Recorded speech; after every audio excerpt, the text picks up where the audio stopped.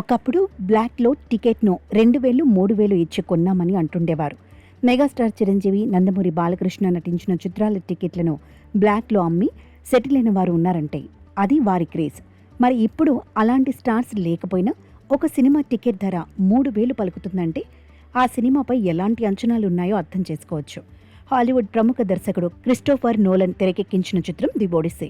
ఈ చిత్రానికి సంబంధించి జూన్ 8న ఉదయం 10 గంటలకే ఇండియాలో అడ్వాన్స్ బుకింగ్స్ ప్రారంభమయ్యాయి. జూలై నెలలో విడుదల కానున్న ఈ హాలీవుడ్ సినిమాకు ఈ స్థాయిలో డిమాండ్ ఉంటుందని అసలెవరూ ఊహించలేదు. అందర్నీ షాక్కి గురిచేస్తూ ఉత్తరాదిలోని ఓ నగరంలో ఈ సినిమా టికెట్ ధర ఏకంగా 3000 మార్కును తాకింది.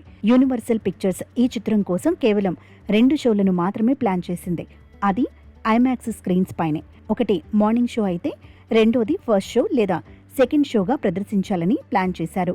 క్రిస్టోఫర్ నోలన్ గత చిత్రం ఓపెన్ హైమర్ కూడా భారీ క్రేజ్ తెచ్చుకున్నప్పటికీ అప్పట్లో ఈ స్థాయిలో ధరలు ఉండలేదు. ఇటీవలి కాలంలో కేవలం దురంధర్ ది రివెంజ్ సినిమాకు మాత్రమే ఇలాంటి డిమాండ్ కనిపించింది.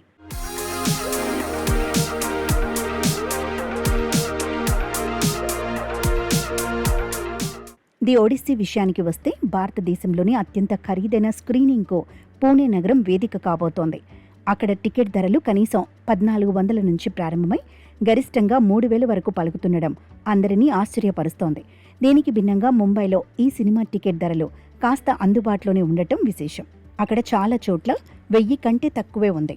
కేవలం పీవీఆర్ లోయర్ పరేల్లో మాత్రమే ధరలు ఎక్కువగా ఉన్నాయి.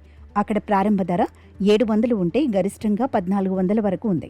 ముంబై నగరంలో ఈ సినిమా గరిష్ట టికెట్ ధర 2000 లోపే ఉంది. నిజంగా ఈ ధరలను చూస్తుంటే సామాన్యుడి పరిస్థితి ఏంటా అనేలా సోషల్ మీడియాలో చర్చ మొదలైంది.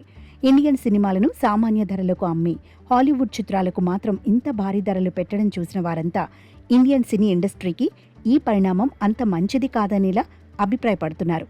మరి రాబోయే రోజుల్లో ఈ విషయమై ఎలాంటి వివాదాలు, చర్చలు నడుస్తాయో చూడాల్సి ఉంది.